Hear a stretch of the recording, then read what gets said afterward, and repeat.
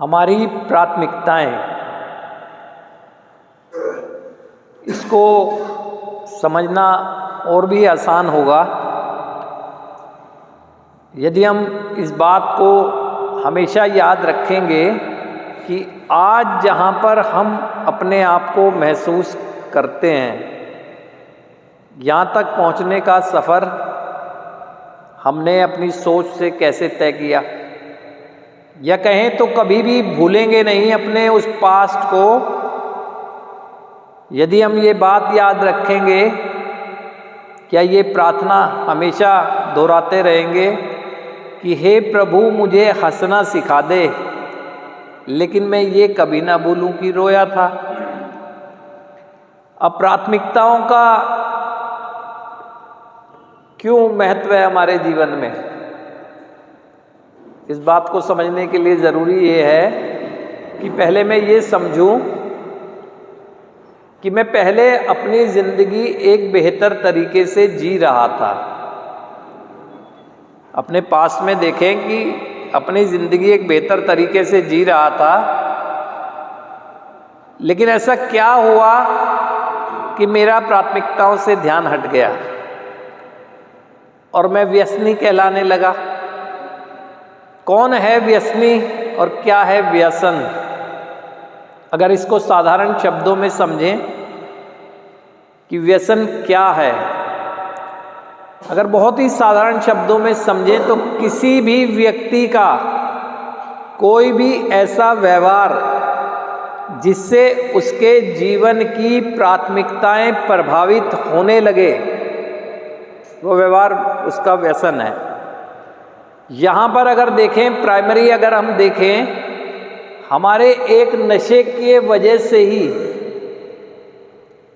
हमारी प्राथमिकताएं प्रभावित हुई है।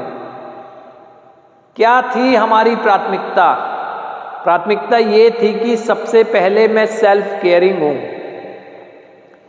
अपनी केयर करूँ मैं।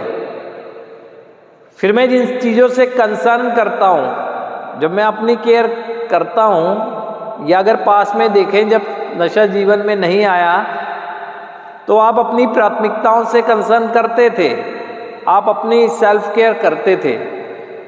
उसके बाद आप फैमिली की भी केयर करते थे, और जो रिस्पॉन्सिबिलिटी के लिए आपका कार्य क्षेत्र था उसमें भी आप अपनी रिस्पॉन्सिबिलिटी को बेहतर तरीके से निभाते थे। लेकिन आप इस बात का चिंतन करें कि जब आपकी नकारात्मक सोच की वजह से एक क्षणिक आनंद की अनुभूति के लिए आपके जीवन में नशे का प्रवेश हुआ, तो शुरुआत में आपको महसूस नहीं दिया क्योंकि कम दबाव था। नहीं तो पहले दिन जब से नशा जीवन में आया, हमारे जीवन की प्राथमिकताएं प्रभावित होने लगी थी। लेकिन वो दबाव जब ज़्यादा बना तब आप समझ नहीं सके कि ये हुआ क्या है। प्राथमिकताएं यानी आप अपने अंदर देख लें कि क्या सेल्फ केयरिंग रह गए थे, आप अपना ही ध्यान नहीं रख पा रहे थे। जो अनुशासन में कभी आप जी रहे थे जिससे आपको अच्छा भी लगता था, अनुशासनहीन जीवन हो गया।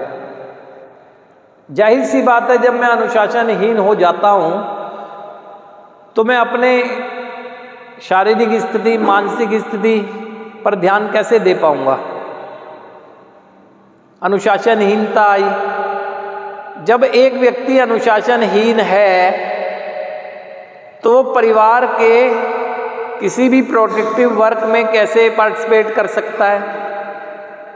वो कर ही नहीं सकता है, या कर भी रहा होगा तो उसे लगता है लेकिन पूरी तरह से नहीं कर रहा है वो। और जब अनुशासनहीन है तो वो कैसे अपने कार्य क्षेत्र में, चाहे वो स्टूडेंट हो, चाहे वो कोई सर्विस कर रहा हो, चाहे वो किसी व्यापार से संलग्न हो, लेकिन कहाँ कर सकता है? अब जब ये प्राथमिकताएं आपकी प्रभावित हुई तो उसका दबाव स्वाभाविक है, आपको आप पर बनना था। और जब वो दबाव बना तो आप फिर भी नहीं समझ पाए, आपको तो यही लग रहा था कि कर तो मैं नशा ही रहा हूँ, ये नहीं दिख रहा था कि मेरी प्राथमिकताएं प्रभावित होने की वजह ही ये है। आप नहीं निकल पाए क्योंकि आपको पता नहीं था ना कि क्यों हो रहा है। कार्यक्रम में आते हैं ऐसी स्थिति में ना, आप कार्यक्रम में आते हैं तो कार्यक्रम में आपको बड़े साधारण शब्दों में, है ना, बहुत सरलता से ये समझाया जाता है कि वजह क्या है ये प्राथमिकताएं प्रभावित होने की। बताया जाता है आपको बताया जाता है आपका ये नशे का व्यवहार जो है ना, ये आपको आपके जीवन की प्राथमिकताओं से दूर करता जा रहा है। अब उसमें आप बहुत सी चीज़ें समझने भी लगते हैं, चिंतन करते हैं, अन्यथा और कौन सी दूसरी वजह है। आप खुद ही चिंतन करके देख लें कि आप अगर सेल्फ केयरिंग भी नहीं रहे तो क्या वजह थी उसकी। वजह यही थी, जब एक व्यक्ति सुबह की शुरुआत होते ही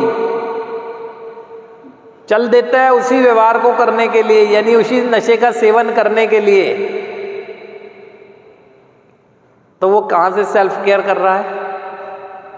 वो सेल्फ केयर करनी का जिसकी शुरुआत, सुबह की शुरुआत अपनी शारीरिक स्वस्थता से होनी चाहिए, और वो अपने को शारीरिक स्वस्थता की दृष्टि से ना देखकर जा रहा है उस चीज़ के लिए, तो प्रभाव पड़ गया।